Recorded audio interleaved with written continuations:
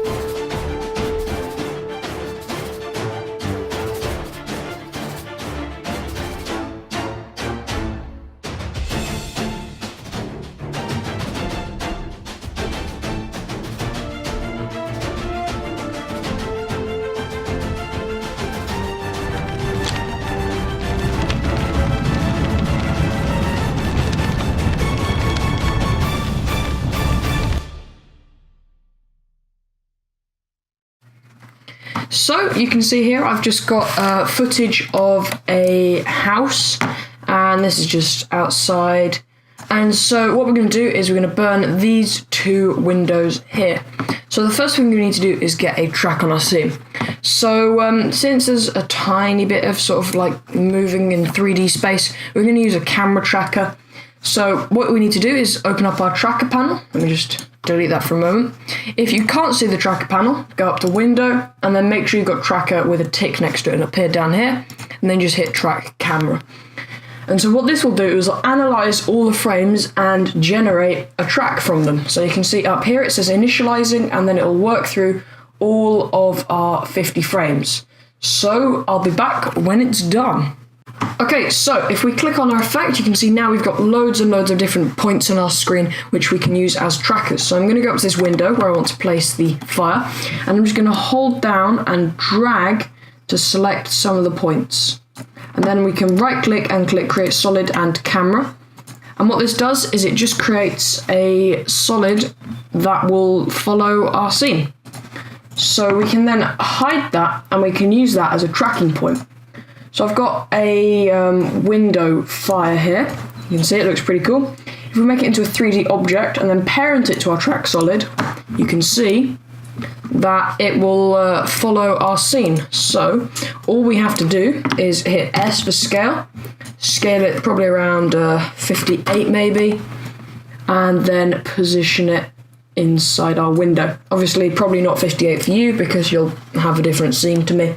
But that's what works well here, and you can see now if we play that it'll follow the window. Maybe we want to make a few little adjustments like so, and now that fits in perfectly. And what we can do is continue to add more elements to make it look more real.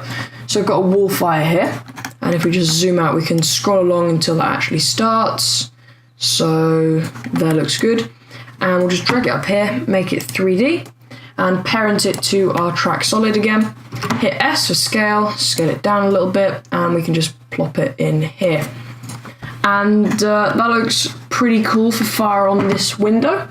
So you can see that this one's got a bit more black in it. So you can use the black for a glow later, and it'll make it so the fire fits into the scene a bit more better. So we're going to make this other fire have a bit more of those black spots in it. So if we hit Control D, and then we go up into our effects and presets and search for tint, we can throw the tint effect on it and make it so they map both of them to black. And then we want to add a blur.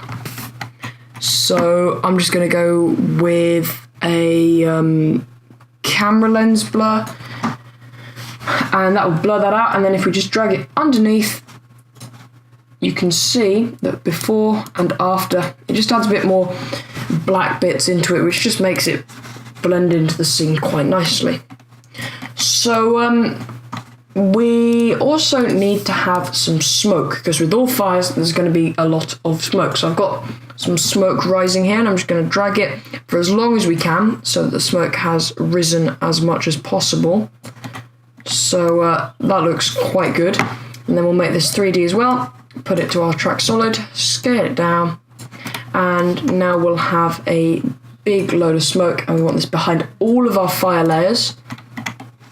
And that looks pretty cool.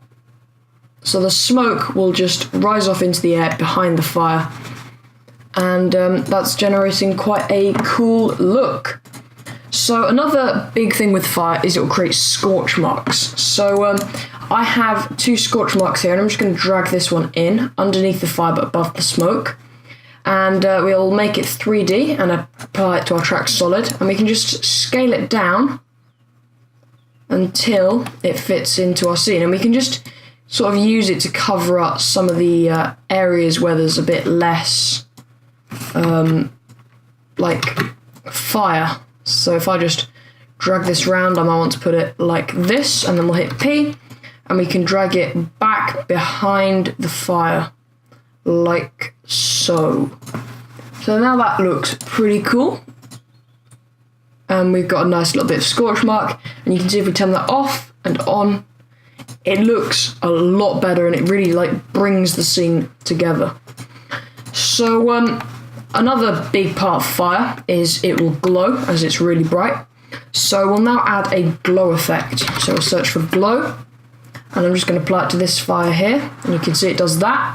And now, important thing to do is go into the project panel and make sure we're on 32 bits per channel. And you can see that's in 8 bits per channel, and that is in 32 bits per channel. And basically this means we get higher quality. So if I take my threshold all the way down to 0%, we can turn the radius up and the intensity down. That creates a nice sort of inner glow. We might turn the threshold up a little bit so it's not too much, but that looks pretty cool. And then I'm going to click Control D, and we're going to up the radius a lot more to maybe like 200, and we'll up the threshold a little bit more as well. So you can see that's without the glow, and that is with the glow, and it looks so much better. So I'm going to just select both these with Shift and hit Control C, and just paste them onto the window fire as well. And we might need to do a bit of adjusting, so I'm going to turn the threshold up on both of them because we're losing too much detail. But that looks pretty good. So now that we've got that nice glow, we can add some lighting into our scene. So it's sort of like adding an extra glow, but something that interacts a bit more with our scene. So if we hit Control Y, we'll create a new solid, and we'll just call this light. And we'll make sure it's make comp size, and then we'll select a nice fiery orange color. And then we'll hit OK. And then if we hit T to select find our opacity, we'll just turn this down to like a 25%. And then we can get our masking tool and just mask out a bit around the fire. And then we'll hit F for feathering, and we'll just feather that out loads. So it creates a sort of nice light for our scene, and we'll move this behind all of our fire layers because they're not really going to get affected by it, and it'll just affect what's behind it. If we also go to opacity, we can alt click it and then do wiggle 1,10, and this will make it so it flickers like an actual fire would. And so the next thing to add is our distortion. So if we Control Alt Y, we'll create a new adjustment layer, and once again I'm going to mask out the same area, and then we're going to apply an effect called Turbulent Displace. Now this is a plugin that comes in with After Effects, and basically what it's going to do is completely muck up everything there. So we're going to move this below all of our different things, and then we are going to just scale it down a little bit because we don't want it to be that much. We just want a tiny bit of distortion, and then I'm going to alt click evolution again, time times 100, and there we go. The mask also probably wants to get feathered a bit because we've got like these cut off edges here, so we'll hit F and feather it out. And that looks pretty cool.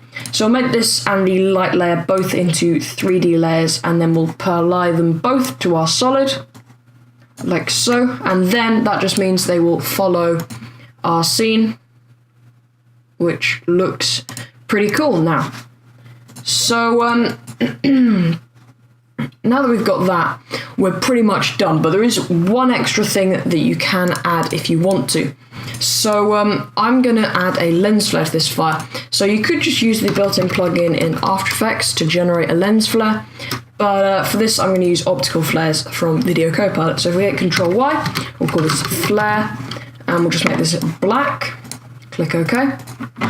And then we're going to search over here for optical flares, and we'll put that onto our thing here, and we'll turn it into a mode of screen to remove all the black.